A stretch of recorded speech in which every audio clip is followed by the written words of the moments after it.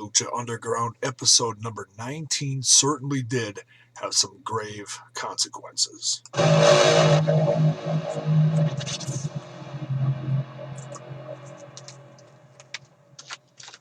Welcome back, everyone. This is Jason, aka J-Bone of the Ramblin' About Wrestling podcast.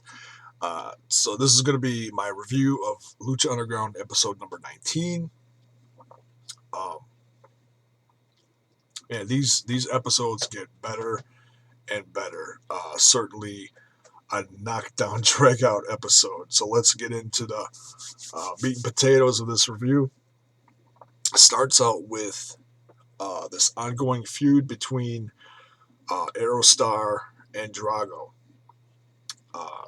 Recently, Dario Cueto set up a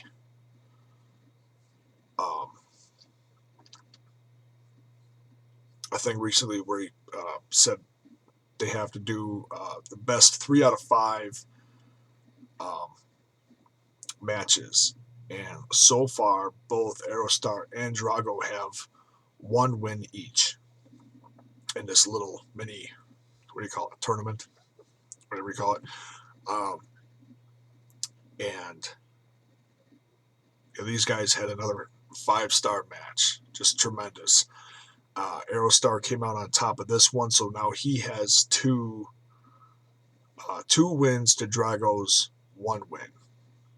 And I got a feeling this is going to go all 5 matches. And I hope it does, because these guys are never boring to watch. In fact, Dario Cueto is probably going to set up something, like a tables match between the two, or something like that soon. I wouldn't be surprised. These guys are just great to watch. Another great thing about this match is Matt Striker letting his wrestling nerdum out, referencing an old rivalry such as Magnum TA versus Nikita Koloff in their best 3 out of 5 series. Made me want to go watch some of that old school wrestling. Those two certainly had a hell of a run together.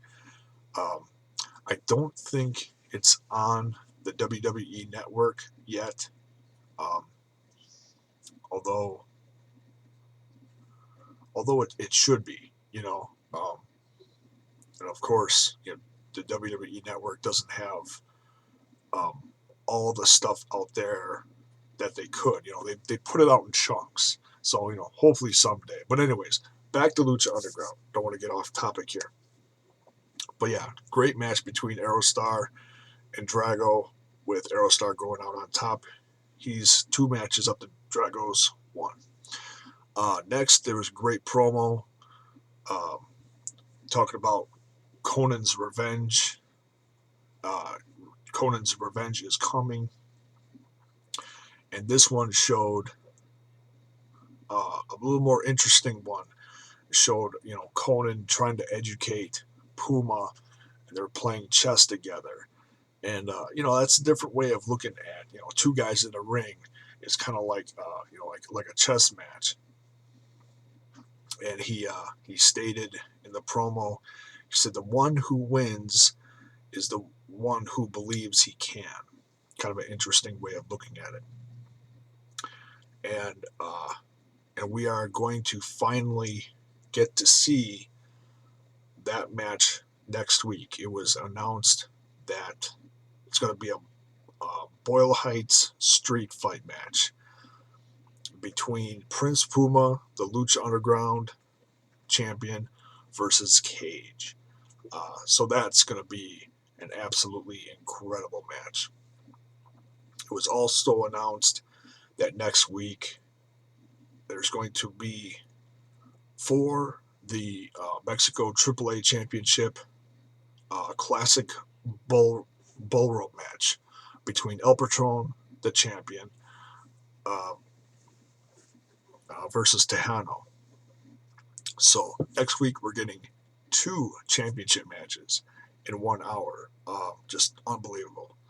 Can't wait to see that.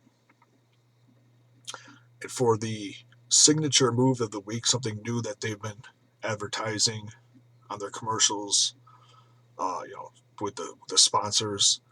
Um, the signature move of the week is Pentagon Junior's 3 up, 3 down. Um, his package pile driver, which he has consistently been putting away um, his competitors with week after week. Uh, but he wasn't on this show. But nonetheless, his his signature move was. So great to see that. We then had a 3-on-1 no DQ elimination match between the crew, the 3 guys from the crew versus Big Rick. Big Rick certainly, seeking revenge for a long time for them turning their back on him and taking out his one eye. So yeah, he came down to the ring, just kicking ass. Um, I didn't put down in my notes who got what and who got eliminated first, but I did note that the first one was choke slam. Second one was like clothesline from hell, and the third one, who was eliminated from the crew with Big Rick going out victorious, was his what I have called since the series started the Rick Bottom, aka rock, what looks like a rock bottom. So, and Sexy Star did get involved in this one, getting the third opponent back to the ring, and was great to see Big Rick get his revenge in this match. Um, and then we had the promos, which I already talked about, the championship matches for next week, so I'm not going to go over that again. And last but certainly not least, we get the Grave Consequences match. This match was just sick.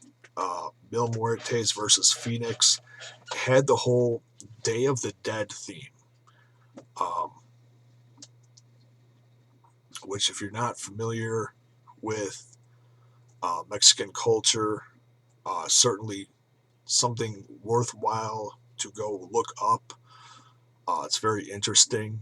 Um, I had a taste of that myself growing up. I took a trip down to Mexico when I was a teenager. It was like it was a Mexican, what do you call it? I was down there for like 2 weeks. It's like a class trip. Did some educational stuff, some sightseeing, and certainly got that firsthand, that taste of the Day of the Dead culture. Um, really something to witness. And they certainly did a great job of bringing that out in this casket match or coffin match, as they called it here. They had the whole procession of people bringing out the coffin, and and then after the match, exiting with the coffin. They were all in the Day of the Dead makeup, the skeleton makeup. Something, you've seen how many casket matches with the Undertaker, the Druids coming out with the casket, and that certainly is special and unique. But I don't think wrestling fans have ever seen anything like this before. This was probably one of the best casket or coffin matches I've ever seen. These guys absolutely tore the house down. In the ring, out of the ring, blood to the top of the temple, back down to the bottom, down through the crowd or the bleachers, just all over the place. Great action. Um, I can't say enough about this match. You have to go see it for yourself. I guarantee you, as a wrestling fan, you'll after watching this match, you'll call it one of the best casket matches you've ever seen. I guarantee you. Um, Phoenix came out on top of this one, and Katrina didn't get involved much right until the very end, where she actually, um, opened the casket, and then Phoenix got Mil Muertes in the casket. She opened it up, took that sacred stone that had the powers in it, and then put it in there after Mil went in, and then once the casket was shut and he was in it, they took him away. So what's really interesting is this the last we're gonna see of Mil Muertes? And I discussed this a little bit in the Rambling About Wrestling podcast, where I also do um, reviews of these episodes. I mentioned that you know talking about breaking kayfabe here. Mil Muertes is Judas Macias down in AAA, uh, Mexico, for that brand. Um, and to have him this whole time since this series started as a masked wrestler, and now he's done, or gone, that certainly opens up the realm of, okay, well, now Judas Macias debut for um, for Lucha Underground. I can certainly see them doing something like that, which I think would be cool. Um, I'd be fine with that. It's same wrestler but a completely different character. So it's like someone brand new to the roster of Lucha Underground. I'd be fine with that. You got to wonder if they're going to do something like that in the future. Um, I almost hope so, because uh, it'd be a shame to lose a guy like Mil Muertes. Judas Macias is a great brawler, great wrestler, good powerhouse. So we'll have to see what happens, but certainly um, great to see Phoenix go out on top here. You can say good triumphed over evil in this one, certainly.